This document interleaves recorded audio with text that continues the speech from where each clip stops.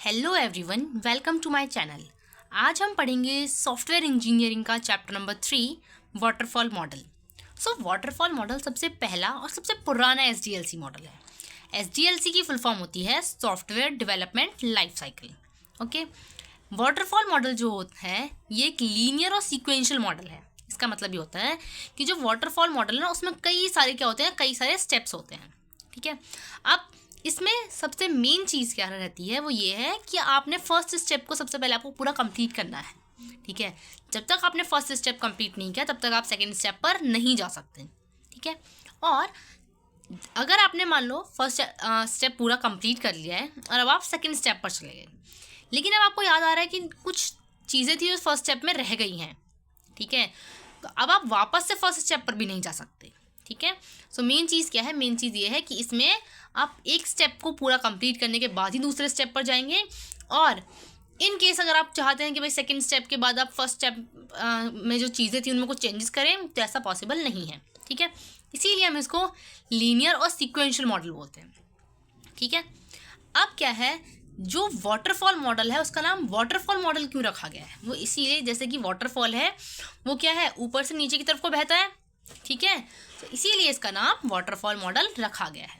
ठीक है, ये इम्पॉर्टेंट है क्योंकि जितने भी एसडीएलसी मॉडल अब हम पढ़ेंगे, ठीक है, उनमें सबका बेस जो है वो क्या है, वो हमारा यही है वाटरफॉल मॉडल। जितने भी एसडीएलसी मॉडल हैं सबका जो बेस है, जिनमें जो मेन कॉन्सेप्ट होता है ना सबका, वो इसी से यहीं से स्टार्ट होता है। ठीक है, अब जो सबसे बेस्ट यूज़ होता है वाटरफॉल मॉडल का वो होता है उन प्रोजेक्ट्स में जिनकी रिक्वायरमेंट्स एकदम क्लियरली डिफाइन है।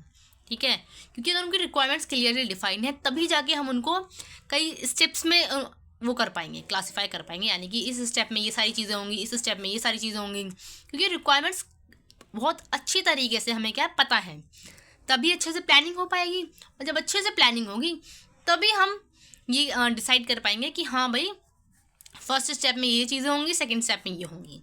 ठीक है, अब ये जो वाटरफॉल मॉडल है ये उन प्रोजेक्ट्स के लिए होता है जिनकी रिक्वायरमेंट्स क्या होती है, बिल्कुल फिक्स होती हैं और एकदम क्लियर होती हैं। ये उन प्रोजेक्ट्स के लिए है जो कि बहुत लार्ज स्केल होते हैं। ठीक है, लार्ज स्केल होने के साथ साथ उनकी टाइमिंग भी ज़्यादा होनी चाहिए। ऐसा नहीं है कि प्रोजेक्ट तो बहुत लार्ज स्केल है लेकिन उसकी टाइमिंग बहुत कम है। ठीक है, तो टाइमिंग भी ज़्यादा चाहिए। अब यहाँ पर क्या है, ऐसे प्रोजेक्ट्स जिनमें मिस्टेक्स के चांसेस बहुत कम हैं, उनके लिए है वाटरफॉल मॉडल। और उन प्रोजेक्ट्स के लिए जिनके जो स्टेक होल्डर्स होते हैं, जो उनके यूज़र्स हैं, उनको पूरा कॉन्फिडेंस है कि हाँ भाई हमें ये रिजल्ट अपने प्रोजेक्ट से चाहिए। ठीक है, अब देखो ऐसा इसलिए कह रहे हैं क्योंकि देखो अगर रिक्वायरमेंट्स अच्छी तरीके से पता है, ठीक है, जो रिक्वायरमेंट्स हैं अगर वो बहुत अच्छी तरीके से पता होंगी, हमें बिल्कुल पता है कि हाँ हमें 100% जो हमें रिक्वायरमेंट्स हैं कस्टमर की वो अगर पता है तभी हम अच्छे से प्लानिंग कर पाएंगे। और जब अच्छे से प्लानिंग होगी तभी एग्जीक्यूशन होगा। ठीक है, जब प्लानिंग बहुत अच्छी तरीके से पता है कि हाँ ये चीज़ें होनी है, ये चीज़ें की रिक्वायरमेंट है, तभी क्या होगा, तभी उनका एग्जीक्यूशन अच्छे से हो पाएगा। क्योंकि इसमें क्या है, इसमें आप अगर एक फर्स्ट स्टेप पर हैं और वो आपने पूरा कंप्लीट कर लिया, फिर तभी आप जाके सेकंड स्टेप पर जा पाएंगे। ठीक है, और आप पीछे भी नहीं जा सकते। ओके, अब हम एक एक करके जो फेजेस हैं वाटरफॉल मॉडल के उन्हें पढ़ेंगे।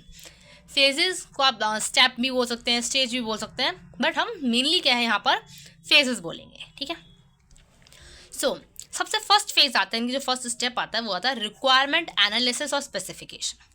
ठीक है, जब मैं लास्ट वीडियो में जो चैप्टर नंबर 2 हमने पढ़ा था SDLC model, software development life cycle, उसमें हमने एसडीएलसी भी देखा था और एसडीएलसी मॉडल्स भी देखा था। ठीक है, अब क्या है, उसमें आपको बताया गया था कि पहले रिक्वायरमेंट्स देखते हैं फिर हम डिज़ाइन करते हैं। ठीक है, इस तरीके से कई सारे स्टेप्स बताए थे। अब हम जितने भी मॉडल्स पढ़ेंगे उनमें क्या है, बेसिक फ्लो तो वही होगा, बस थोड़े थोड़े चेंजेस होंगे। तो अब हम देखते हैं, सबसे पहला है वाटरफॉल मॉडल की का फर्स्ट फेज रिक्वायरमेंट एनालिसिस और स्पेसिफिकेशन।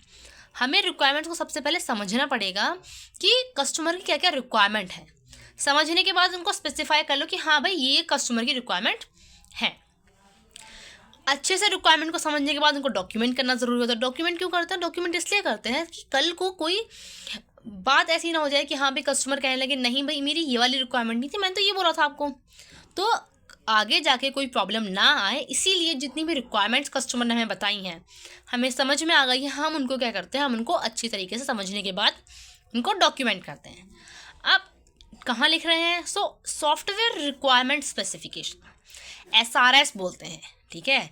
जिस डॉक्यूमेंट के अंदर, मतलब कुल मिला के कि SRS क्या है, SRS सॉफ्टवेयर रिक्वायरमेंट स्पेसिफिकेशन, ये एक क्या होता है, ये एक डॉक्यूमेंट होता है जिसके अंदर सॉफ्टवेयर, मतलब जो हमारा पूरा प्रोजेक्ट है उसकी जितनी भी रिक्वायरमेंट्स है वो सारी की सारी लिखी जाती हैं, ठीक है। तो हम ये कह सकते हैं कि SRS क्या है, SRS एक कॉन्ट्रैक्ट होता है डेवलपमेंट टीम और कस्टमर्स के बीच में, ठीक है। जैसे आपने देखा होगा कि एग्रीमेंट्स बनते हैं, ठीक है, एग्रीमेंट्स बनते हैं, कॉन्ट्रैक्ट बनते हैं, तो दो लोगों के बीच में क्या बात हुई है, इसको क्या है, हम या तो हम इसकी रिकॉर्डिंग कर लें, ठीक है, या वीडियो रिकॉर्डिंग कर लें कि उनमें दोनों की शक्लें भी दिख जाए। लेकिन अगर हम डॉक्यूमेंटेशन में देखें तो हम क्या करते हैं, उन बातों को लिख लेते हैं कि इस इंसान ने ये चीज़ें बोली थी, या फिर इसकी हमने सिंपल सी लिस्ट बनाई कि भाई ये कस्टमर की रिक्वायरमेंट है, ठीक है। सो फर्स्ट फेज़ क्या है, रिक्वायरमेंट जितनी भी उनको समझो अच्छी तरीके से और उनको स्पेसिफाई कर लो, उनको लिख लो अच्छी तरीके से, ठीक है। सेकेंड फेज़ आता है डिज़ाइन। अब डिज़ाइन में हमारा मेन मोटिव क्या होता है, मेन गोल होता है कि जो रिक्वायरमेंट्स हैं, ठीक है, जो भी हमने SRS में लिखी हैं, अब हम उनको क्या करेंगे, अब हम उनको प्रोग्रामिंग लैंग्वेज की हेल्प से कोड करेंगे, ठीक है। प्रोग्रामिंग लैंग्वेज की हेल्प से, यानी कि प्रोग्रामिंग लैंग्वेज का यूज़ करते हुए कोडिंग करेंगे, ठीक है।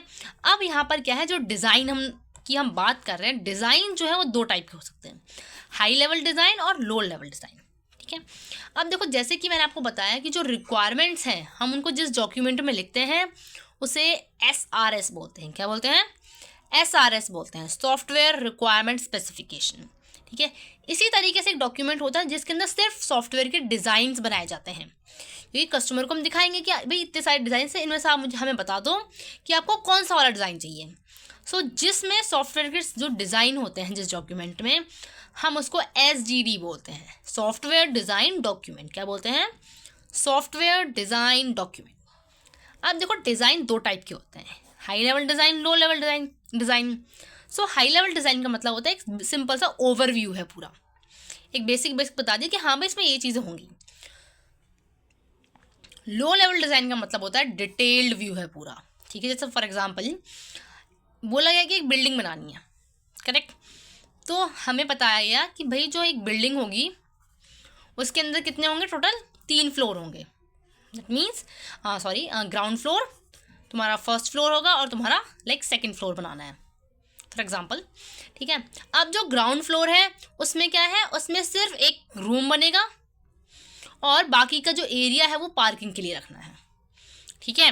और रूम के बाहर क्या है, एक सोफ़ा डालेगा, मतलब रूम का बाहर वाला एरिया खाली रहेगा। तो ये बेसिक आइडिया दे दे कि एक रूम बनाना है, यहाँ पार्किंग बननी है। फर्स्ट फ्लोर पे बोला गया, फर्स्ट फ्लोर पे क्या है कि फर्स्ट फ्लोर पे सिर्फ 2 कमरे बनेंगे, ठीक है।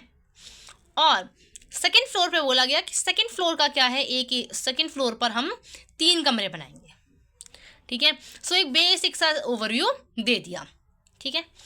अब इसका डिटेल्ड क्या होगा, इसका डिटेल्ड होगा कि यहाँ पे इसमें जीना भी बनाना है, ठीक है, फिर वॉशरूम्स वगैरह भी बनेंगे, फिर किचन भी ऐड करनी है।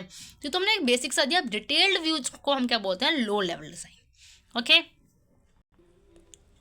सो अब हम हाई लेवल डिज़ाइन और लो लेवल डिज़ाइन को सॉफ्टवेयर इंजीनियरिंग के टर्म्स में समझते हैं। सो हाई लेवल डिज़ाइन हमारा होता है कि हमने क्या किया, हमने इस फेज़ में हम क्या करते हैं, मेनली फोकस करते हैं आउटलाइनिंग पर। जो पूरा ब्रॉड स्ट्रक्चर हमने बिल्कुल ऊपर से एक बार देखना है, ठीक है। इसमें हमें की कंपोनेंट समझ में आ जाते हैं कि मेन कंपोनेंट्स जो हैं वो सिस्टम के, मतलब सॉफ्टवेयर के अंदर हमारा सिस्टम है, उसमें क्या क्या कंपोनेंट्स मेन होंगे, वो किस तरीके से एक दूसरे के साथ इंटरेक्ट करेंगे। हाई लेवल डिज़ाइन में हम आउटलाइनिंग देखते हैं और जितने भी मेन कंपोनेंट्स हैं सिस्टम के वो देखते हैं और वो किस तरीके से इंटरेक्ट कर रहे हैं। इससे क्या है, हमें इससे पूरे सिस्टम का एक क्लियर ओवरव्यू मिल जाता है कि सिस्टम में क्या क्या चीज़ें होंगी और किस तरीके से इंटरेक्ट करेंगी। लो लेवल डिज़ाइन क्या होता है, लो लेवल डिज़ाइन एक बार हमने हाई लेवल डिज़ाइन बना लिया, अब लो लेवल डिज़ाइन का सिंपल सा मतलब है कि हम उस हाई लेवल डिज़ाइन को थोड़ा सा जूम करके देखेंगे और डिटेल्स में देखेंगे, और जो हर कंपोनेंट को हम क्या उसके स्मॉलर पार्ट्स में ब्रेक डाउन करते हैं, ठीक है। आपने देखा होगा जो गूगल मैप है, ठीक है, गूगल मैप में हम क्या करते हैं कि हमने कोई पहले सबसे पहले हम क्या देखते हैं, कंट्री देखते हैं, कंट्री के बाद उसमें स्टेट्स आते हैं, स्टेट्स के बाद फिर कैपिटल्स आती हैं, ठीक है, और फिर हम उसको और जूम करके देख सकते हैं, ठीक है। सो HLD क्या है? HLD होता है हमारा हाई लेवल डिज़ाइन, यानी कि हम एक ब्रॉड स्ट्रक्चर देख रहे हैं जिसमें कंपोनेंट्स देखेंगे किस तरीके से इंटरेक्ट कर रहे हैं एक दूसरे के साथ, और लो लेवल डिज़ाइन यानी कि हम उस हाई लेवल वाले डिज़ाइन को थोड़ा सा जूम कर रहे हैं, ठीक है। हर कंपोनेंट का अब हम हर कंपोनेंट को स्मॉल पार्ट्स में ब्रेक डाउन कर रहे हैं। नाउ थर्ड फेज आती है डेवलपमेंट की, ठीक है। अब हम सॉफ्टवेयर डिज़ाइन को ट्रांसलेट कर देते हैं सोर्स कोड के अंदर, ठीक है। आपको पता होगा कि सोर्स कोड और मशीन कोड क्या होता है। सो सोर्स कोड बेसिकली होता है कि जब हम प्रोग्रामिंग लैंग्वेजेस का यूज़ करके कोडिंग करते हैं, ठीक है, जैसे जावा, पाइथन, C++। और मशीन कोड होता है जो कि हमारा क्या होता है, 0-1 की फॉर्म में होता है, ठीक है। सो अब हम क्या करते हैं, डेवलपमेंट में सॉफ्टवेयर डिज़ाइन को हम सोर्स कोड में ट्रांसलेट करते हैं किसी भी प्रोग्रामिंग लैंग्वेज का यूज़ करके, ठीक है। अब क्या है, इसमें आ जाता है हमारा unit testing phase. Unit testing phase का मतलब क्या है?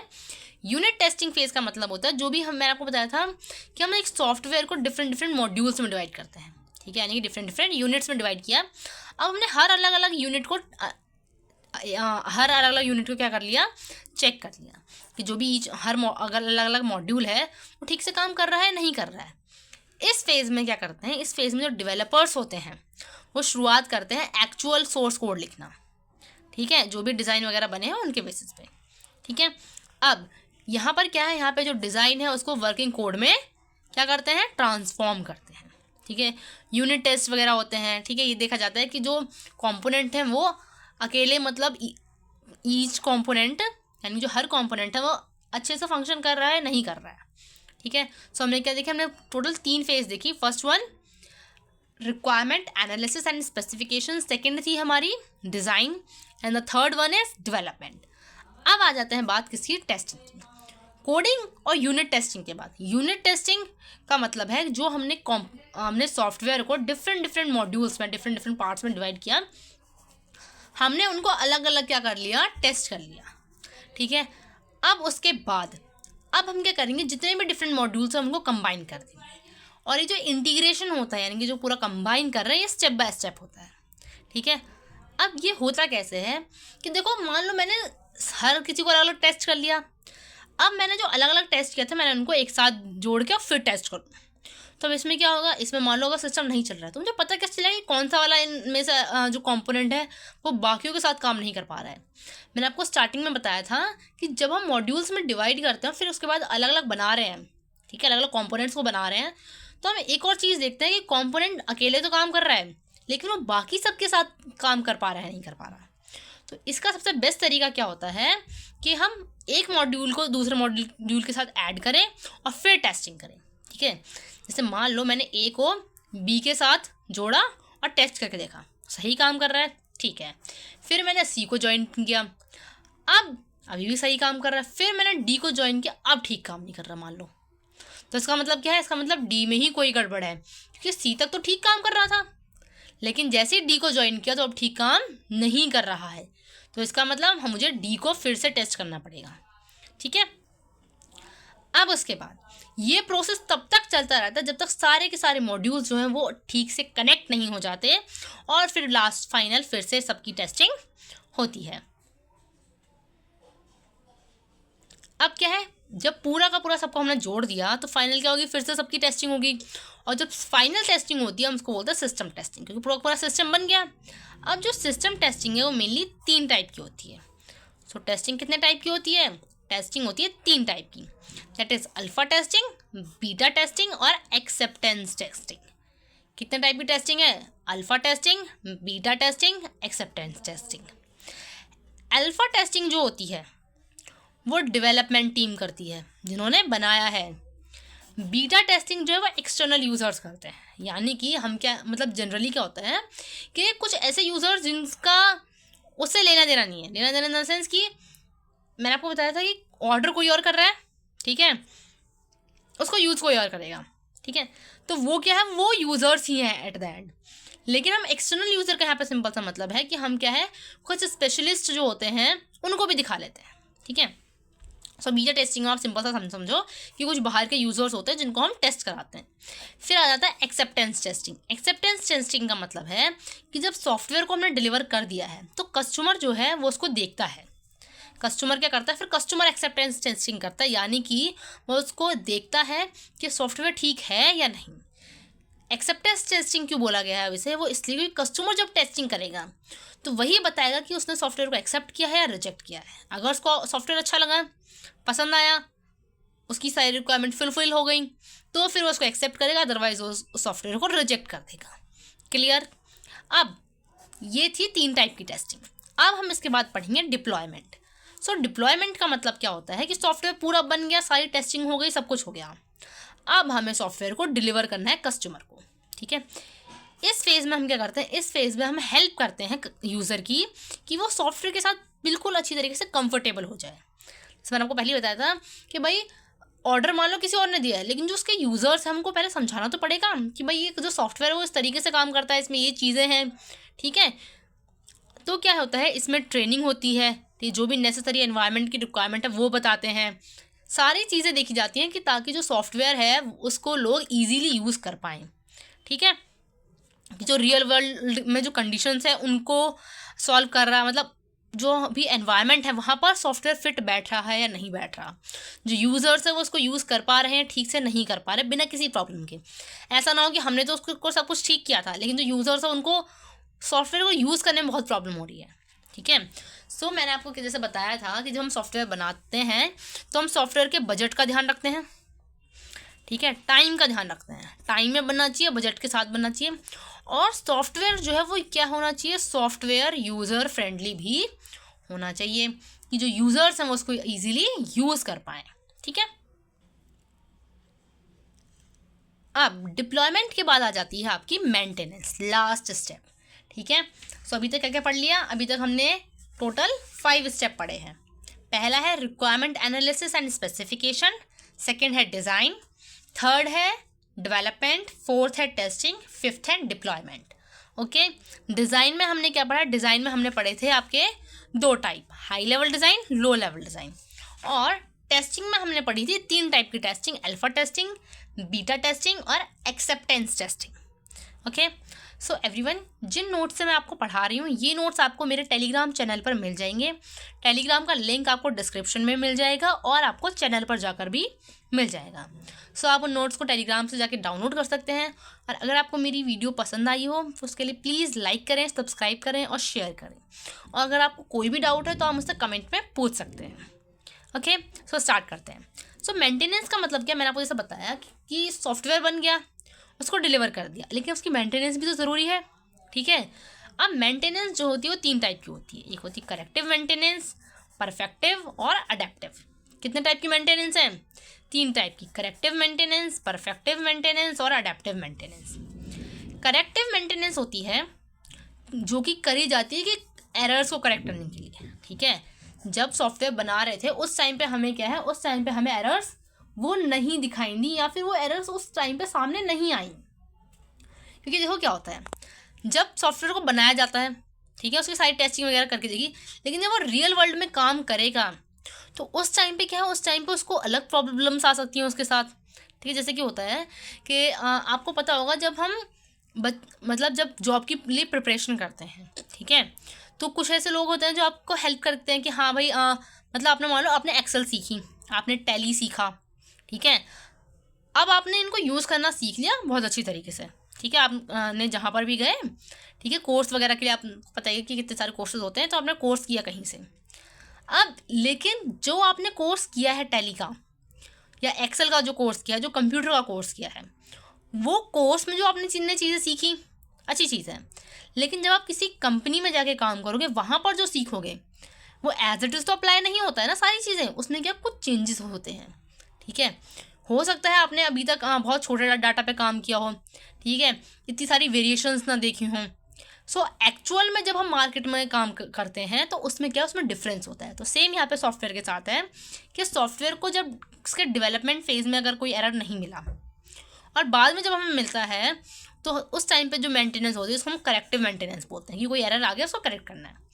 सेकंड मेंटेनेंस होती है परफेक्टिव मेंटेनेंस। ठीक है, कि हमें यूज़र का फीडबैक मिला या फिर उसने हमें रिक्वेस्ट करी कि इसमें आप ना ये कुछ फीचर्स वगैरह हैं, आप इन्हें और ऐड कर दो। सो परफेक्टिव मेंटेनेंस यानी कि हम जो हमारा सॉफ्टवेयर उसको परफेक्ट बनाने की कोशिश कर रहे हैं, हम उसमें और नए फीचर्स या तो ऐड कर रहे हैं या फिर जो पुराने फीचर्स हैं हम उनको इम्प्रूव कर रहे हैं। थर्ड मेंटेनेंस आती है हमारी अडेप्टिव मेंटेनेंस। अडेप्टिव मेंटेनेंस क्या होती है कि हम क्या कर रहे हैं, हम सॉफ्टवेयर को एक नए एनवायरनमेंट में वो काम कर सके इसके लिए उसको बना रहे हैं, यानी कि उसमें कुछ चेंजेस कर रहे हैं थोड़े बहुत, ठीक है। जस्ट लाइक यार एक ऑपरेटिंग सिस्टम या हार्डवेयर से मैं उसको मतलब नया एनवायरनमेंट का मतलब क्या हो सकता है, कोई नया ऑपरेटिंग सिस्टम है, कोई नए हार्डवेयर में उसको यूज़ करना है, ठीक है। सो मेंटेनेंस कितने टाइप की होगी, मेंटेनेंस 3 टाइप की होगी। करेक्टिव मेंटेनेंस, कोई गलती हो गई, कोई एरर रह गया है, उसको ठीक करना है, that is corrective maintenance. Perfective maintenance, हम कोशिश कर रहे हैं कि जो सॉफ्टवेयर है उसको परफेक्ट किया जाए, उसमें या तो कुछ नए फीचर्स ऐड करके, और ये कब होता है जब या तो यूज़र का फीडबैक मिल रहे हमें कि ये चीज़ें आप इसमें कुछ और चेंजेस कर दीजिए या फिर उसकी रिक्वेस्ट है, ठीक है, तो परफेक्ट करने की कोशिश करें। अडेप्टिव मेंटेनेंस, जो सिस्टम है, जो सॉफ्टवेयर है वो क्या है, वो एक नए एनवायरनमेंट को अडेप्ट कर सके, उसके लिए जो मेंटेनेंस करी जा रही है, उसके लिए जो चेंजेस किए जा रहे हैं, दैट इज़ अडेप्टिव मेंटेनेंस। सो अभी तक हमने क्या है, हमने टोटल 6 फेजेस देख लिए अपने वाटरफॉल मॉडल के। होता क्या है, इसको फटाफट से इस ग्राफ उससे समझते हैं, डायग्राम से। स्टेक होल्डर की नीड्स आती हैं, स्टेक होल्डर यानी कि जो यूज़र है उसकी नीड्स आई, नीड्स उसने हमें सारी बता दी। हमने रिक्वायरमेंट एनालिसिस किया और स्पेसिफिकेशंस, ठीक है, रिक्वायरमेंट समझी और उनको स्पेसिफाई किया। यहाँ पर हमने 2 डॉक्यूमेंट देखे थे, एक था SRS और एक था आपका क्या था, SDD। सो SRS था सॉफ्टवेयर रिक्वायरमेंट स्पेसिफिकेशन। SRS में हम जितनी भी रिक्वायरमेंट्स होती हैं सॉफ्टवेयर की उन्हें लिख लेते हैं। SDD क्या था, SDD था आपका सॉफ्टवेयर डिज़ाइन डॉक्यूमेंट, इसमें सारे डिज़ाइन लिखे जाते हैं। फिर आपको बताया था मैंने डिज़ाइन क्या होता है। डिज़ाइन में 2 टाइप के डिज़ाइन देखे थे हमने, हाई लेवल डिज़ाइन, ठीक है, और लो level design. High level design ऊपर से ओवरव्यू है और लो लेवल डिज़ाइन यानी कि बहुत डिटेल में है, ठीक है। फिर हमने डेवलपमेंट देखा था, फिर टेस्टिंग देखी थी। टेस्टिंग 3 टाइप की टेस्टिंग आपको मैंने बताई थी, अल्फ़ा टेस्टिंग, बीटा टेस्टिंग और एक्सेप्टेंस टेस्टिंग। अल्फ़ा टेस्टिंग जो डेवलपमेंट टीम कर रही है, बीटा टेस्टिंग जो एक्सटर्नल यूज़र कर रहे हैं, और एक्सेप्टेंस टेस्टिंग जो यूज़र्स कर रहे हैं, ये देखने के लिए कि सॉफ्टवेयर ठीक है या नहीं है, और टेस्टिंग के बाद ही वो बताएंगे कि एक्सेप्ट होगा या रिजेक्ट होगा, इसीलिए एक्सेप्टेंस टेस्टिंग बोलते हैं। तो याद रखना, एक्सेप्टेंस टेस्टिंग यानी कि यूज़र कर रहा है और वो बताएगा कि वो सॉफ्टवेयर को एक्सेप्ट करता है या रिजेक्ट करता है। फिर डिप्लॉयमेंट एंड देन फाइनल मैंने आपको पढ़ा है मेंटेनेंस। मेंटेनेंस में 3 मेंटेनेंस बताई मैंने आपको, करेक्टिव मेंटेनेंस, परफेक्टिव मेंटेनेंस और अडेप्टिव मेंटेनेंस। करेक्टिव मेंटेनेंस, कोई एरर है उसको करेक्ट करना है। परफेक्टिव मेंटेनेंस, सॉफ्टवेयर को और परफेक्ट बनाना है। परफेक्ट बनाने के लिए 2 चीज़ें हैं, या तो हम नया फीचर ऐड कर रहे हैं या फिर जो ऑलरेडी इन फीचर है हम उसको इम्प्रूव कर रहे हैं। And the next is adaptive maintenance, किसी नए एनवायरनमेंट में जाना है, वहाँ उसको नए एनवायरनमेंट को अडेप्ट करने के लिए क्या कर हो, जो चेंजेस होंगे दैट इज़ अडेप्टिव मेंटेनेंस। अब हम पढ़ेंगे वाटरफॉल मॉडल के फीचर्स के बारे में। सबसे पहला फीचर क्या है, सीक्वेंशियल अप्रोच होती है, ठीक है, कि एक स्टेप को कंप्लीट मतलब एक फेज़ को कंप्लीट करने के बाद ही हम दूसरी फेज़ पर जा पाएंगे। सीक्वेंसेस के अकॉर्डिंग होता है, जैसे मैंने आपको बताया, पहले ये कंप्लीट करेंगे, फिर ये करेंगे, फिर ये, फिर ये, फिर ये और फिर ये, ठीक है। तो इसी तरीके से क्या होता है, सीक्वेंशियल अप्रोच होती है। सेकेंड होता है डॉक्यूमेंट ड्रिवन है। डॉक्यूमेंट ड्रिवन का मतलब होता है कि चाहे यहाँ पर रिक्वायरमेंट्स हों, अगर रिक्वायरमेंट्स को हमने स्पेसिफाई किया है, उनको फाइनल किया है रिक्वायरमेंट्स को यूज़र की, उनको भी हम लिखेंगे। हमने कई सारे डिज़ाइन बनाए हैं, हम उनको भी लिखेंगे, ठीक है, कि ताकि आगे जाके कोई कन्फ्लिक्ट या फिर कोई प्रॉब्लम ना आए। अब आगे पढ़ते हैं, और आगे है अब हमारा क्या, आगे है क्वालिटी कंट्रोल, ठीक है। क्वालिटी कंट्रोल कैसे है कि वाटरफॉल मॉडल में क्या होता है, बहुत ही ज़्यादा क्वालिटी पे ध्यान दिया जाता है। कैसे, क्वालिटी कंट्रोल और टेस्टिंग कैसे है, हर फेज़ में होती है। क्यों, क्योंकि मैंने आपको बताया था कि क्वालिटी का ध्यान इसलिए रखा जाता है क्योंकि जितनी भी रिक्वायरमेंट्स हैं, एक्सपेक्टेशंस है यूज़र की, वो हमने अच्छी तरीके से समझ ली हैं, हमने प्लानिंग इतनी अच्छी तरीके से करी। और यहाँ पे मैंने आपको बताया था कि सॉफ्टवेयर को डिफरेंट पार्ट्स में डिवाइड करने के बाद जब हम उनको कंबाइन करते हैं ना, तो हर एक को ऐड करने के बाद टेस्टिंग होती है। तो क्वालिटी तो अच्छी खासी रहेगी। फिर आती है प्लानिंग। प्लानिंग इतनी ज़बरदस्त करनी पड़ती है इसमें, क्योंकि हमें पता है कि एक बार अगर हमने तय कर लिया कि ये रिक्वायरमेंट्स हैं, तो हम बाद में फिर चेंजेस नहीं कर सकते। ठीक है, अब बात करते हैं वाटरफॉल मॉडल के इम्पोर्टेंस की। क्लैरिटी और सिंप्लिसिटी। वाटरफॉल मॉडल जो है वो बहुत ही ईजी है समझने के लिए, क्योंकि इसका फ्लो जो है ना, क्योंकि ये बहुत ही क्लियर, वो एक सेकेंड ना, क्लैरिटी और सिंप्लिसिटी का सिंपल सा मतलब है कि जो वाटरफॉल मॉडल है ना बहुत ही ईजी है। ठीक है, क्योंकि इसमें क्या है, इसमें स्टेप बाय स्टेप स्टेजेस होती हैं जो कि हमें कंप्लीट करनी पड़ती है। फिर बहुत ही क्लियरली डिफाइंड फेजेस होती हैं, हमें पता है कि भाई इनपुट क्या है और आउटपुट क्या है। ठीक है, उसके बाद डॉक्यूमेंटेशन पूरा अच्छी तरीके से होता है, स्टेबल रिक्वायरमेंट्स होती हैं, बार बार यूज़र की रिक्वायरमेंट चेंज नहीं हो रही होती हैं। ठीक है, उसके बाद है रिसोर्सेज ऑप्टिमाइजेशन। जब हमें सारी रिक्वायरमेंट्स पता है, हमने अच्छे तरीके से प्लानिंग करी है, तो ऑब्वियस सी बात है रिसोर्सेज भी एकदम ठीक तरीके से हमें पता होंगे। ओके, और रिसोर्सेज बहुत ही एफिशिएंटली यूज़ हो रहे होते हैं, क्योंकि हर फेज़ क्या है, हम पहले ये वाली फेज़ कंप्लीट करते हैं, मान लो हमने फर्स्ट फेज़ कंप्लीट करी, उसी के बाद हम सेकेंड फेज़ स्टार्ट करेंगे। वाटरफॉल मॉडल जो है बहुत ही जो स्मॉल प्रोजेक्ट्स होते हैं उनके लिए बहुत ज़्यादा अच्छा है, क्योंकि यहाँ पर कॉस्ट जो हमें पहले ही पता चल जाती है, क्योंकि हमने प्लानिंग करी अच्छे से, तो हमें कॉस्ट बहुत ही ईजीली पूरे प्रोजेक्ट की पता चल गई होती है। अब बात करते हैं किसकी, एडवांटेजेस की। क्या क्या एडवांटेज हैं? वाटरफॉल मॉडल की सबसे अच्छी एडवांटेज क्या है कि वो समझने के लिए बहुत ईजी है, स्टेप बाय स्टेप प्रोसेस होता है, तो ज़्यादा टेंशन की भी ज़रूरत नहीं है। क्लियरली डिफाइंड स्टेज होती हैं कि हमें पता है कि इस स्टेज के अंदर हमें क्या क्या काम करने हैं। क्लियर माइलस्टोन्स होते हैं, हमें पता है कि अगर हम इस स्टेप को कंप्लीट करेंगे, इस स्टेज को कंप्लीट करेंगे, तो जाके ये चीज़ कंप्लीट हो जाएगी। ठीक है, जैसे कि रिक्वायरमेंट एनालिसिस में रिक्वायरमेंट्स हो जाएंगी, डिज़ाइन में डिज़ाइन बन जाएगा। ठीक है, उसके बाद डेवलपमेंट में हम सोर्स कोड वगैरह पूरा बना लेंगे, फिर टेस्टिंग में पूरी टेस्टिंग हो जाएगी। ठीक है, इस तरीके से डॉक्यूमेंटेशन बहुत अच्छा खासा होता है, आगे जाके कोई प्रॉब्लम ही नहीं रहेगी जब सारी चीज़ें डॉक्यूमेंटेड रहेंगी। ठीक है, और डॉक्यूमेंटेशन क्यों ही होती है? फ्यूचर यूज़ के लिए। सबसे बेस्ट है स्मॉल प्रोजेक्ट्स के लिए। अब ऑब्वियस ही बात है, जैसे मैंने आपको स्टार्टिंग में बता दिया था कि जैसे हमने स्टार्टिंग में साइंस का जो हमने पढ़ी थी, तो उसमें कई सारे मॉडल्स देखे थे हमने एटम के। ठीक है, हर मॉडल की सबसे पहले हम एडवांटेज देखते थे, मतलब उसके बेनिफिट्स क्या हैं, फिर बाद में उसका ड्रॉबैक्स निकलते थे। ठीक है, तो सेम ऐसे ही यहाँ पर भी है। अब हम डिसएडवांटेज देखेंगे वाटरफॉल मॉडल की। कोई फीडबैक पाथ नहीं है, यूज़र को सबसे स्टार्टिंग में हम इन्वॉल्व करते हैं कि भाई अपनी रिक्वायरमेंट्स बता दो, और सबसे एंड में फिर इन्वॉल्व करते हैं कि अब तुम सॉफ्टवेयर देख लो, अब हमें बता दो कि उसमें कुछ गड़बड़ है या नहीं है। ठीक है, या तो वो एक्सेप्ट करेगा, रिजेक्ट करेगा।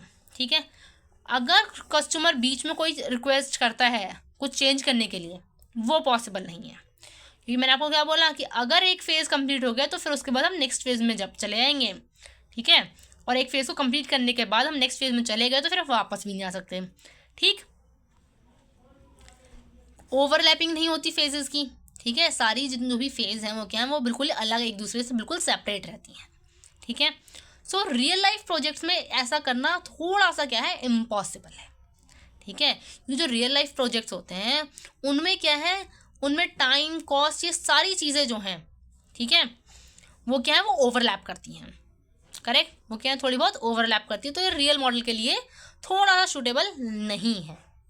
ठीक है, लिमिटेड फ्लेक्सिबिलिटी है, ऐसा नहीं कि भाई अभी हम ये वाला काम करते हैं, वो वाला कर रहे हैं और हम ये कर रहे हैं, तो ऐसा नहीं हो सकता।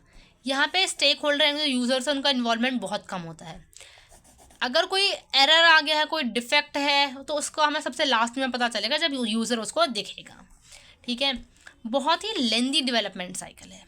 क्यों? क्योंकि आप अगर एक फेज़ को कंप्लीट कर रहे हो तो उसको पूरा करने के बाद ही आप नेक्स्ट फेज़ पे जा सकते हो। ठीक है, बीच में आप इधर उधर कहीं नहीं जा सकते। ठीक है, अब मेन चीज़ कि वाटरफॉल मॉडल को फिर हम यूज़ कहाँ करें। ठीक है भाई, तुमने हमें एडवांटेज भी पता चल गई कि छोटे प्रोजेक्ट्स के लिए होना चाहिए। ठीक है, और बिल्कुल क्लियर रिक्वायरमेंट्स होना चाहिए, तो लेकिन अब हमें ये तो बताओ कि यूज़ कहाँ करना है। सो यूज़ हमें ये वहीं करना है जहाँ रिक्वायरमेंट समझ में आ गई हैं, चेंजेस बहुत कम है, स्मॉल से मीडियम प्रोजेक्ट है और बहुत ही कम रिस्क है प्रोजेक्ट में, डॉक्यूमेंटेशन की ज़रूरत है और रिसोर्सेज बहुत ही ज़्यादा लिमिटेड है। अब ये देखो अच्छी चीज़ है, जहाँ पे रिसोर्सेज लिमिटेड होंगे वहाँ पे प्लानिंग भी तो बहुत अच्छी करनी पड़ेगी, ताकि सारा का सारा जो काम है वो उन्हीं रिसोर्सेज में हो जाए। ठीक है, सो आई होप आपको चैप्टर समझ में आया होगा, वाटरफॉल मॉडल किस तरीके से काम करता है, इसमें क्या क्या फेजेस होते हैं, इसकी एडवांटेज, इसकी डिसएडवांटेज, ये सारी चीज़ें आपको समझ में आई होंगी। ओके, सो अब हम फटाफट से मैं आप जो वाटरफॉल मॉडल है उसको एक और बार क्या करती हूँ, समराइज कर देती हूँ आपके लिए। ठीक है, सो वाटरफॉल मॉडल में हमने फेजेस देखे क्या क्या है, requirement analysis and specification, design में 2 टाइप के डिज़ाइन देखे हमने, high level design, low level design. उसके बाद हमने फिर क्या देखा, फिर हमने डेवलपमेंट देखी, उसके बाद टेस्टिंग में 3 टाइप की टेस्टिंग है, अल्फ़ा टेस्टिंग, बीटा टेस्टिंग और एक्सेप्टेंस टेस्टिंग। फिर हमने डिप्लॉयमेंट के बारे में पढ़ा, डिप्लॉयमेंट के बाद हमने मेंटेनेंस देखी। ठीक है, मेंटेनेंस कितनी टाइप की है, करेक्टिव मेंटेनेंस, परफेक्टिव और अडेप्टिव। क्या क्या स्टेप हो गए, requirement analysis and specification, design, development, testing, deployment and maintenance. ठीक है, फीचर्स क्या क्या है, सीक्वेंशियल अप्रोच है, डॉक्यूमेंट ड्राइवन है, क्वालिटी कंट्रोल है, प्लानिंग है। इंपॉर्टेंस क्या है, इंपॉर्टेंस है क्लैरिटी और सिंप्लिसिटी है। ठीक है, वाटरफॉल मॉडल एकदम क्लियर, एकदम सिंपल है, इसमें जितनी भी फेजेस हैं बहुत क्लियरली डिफाइन होती है, डॉक्यूमेंटेशन होता है। उसके बाद स्मॉल प्रोजेक्ट्स के लिए है, बहुत ही स्टेबल रिक्वायरमेंट्स होनी चाहिए। एडवांटेज क्या क्या है, ईजीली मतलब समझने के लिए बहुत अच्छा है। ठीक है, ईजी अंडरस्टैंड करने के लिए भी स्टेप बाय स्टेप प्रोसेस होता है और सारी स्टेजेस क्लियरली डिफाइन है। ठीक है, स्मॉल प्रोजेक्ट्स के लिए बहुत अच्छा है। ठीक है, डिसएडवांटेजेस देखे हमने कि कोई फीडबैक नहीं मिलता है बीच बीच में, ऐसा नहीं कि हम फीडबैक वगैरह ले रहे हैं, तो ऐसा फीडबैक का कोई पाथ है नहीं।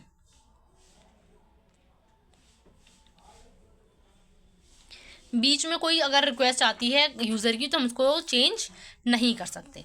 ठीक है, कोई फेजेस का ओवरलैपिंग नहीं है, कोई बहुत ही लिमिटेड फ्लेक्सिबिलिटी है। ठीक है, यूज़र्स का भी ज़्यादा इन्वॉल्वमेंट वगैरह नहीं है। अगर कोई डिफेक्ट वगैरह है वो हमें बहुत ही लेट पता चलता है। डेवलपमेंट साइकिल बहुत लेंदी है। ओके, सो आई होप आपको सारा चैप्टर समझ में आ गया होगा। अगर कोई डाउट है तो आप मुझसे कमेंट में पूछ सकते हैं। Thanks for watching and please like, share and subscribe. अगर आपको नोट्स डाउनलोड करने हैं तो आप टेलीग्राम चैनल से नोट्स डाउनलोड कर सकते हैं। Okay, thank you.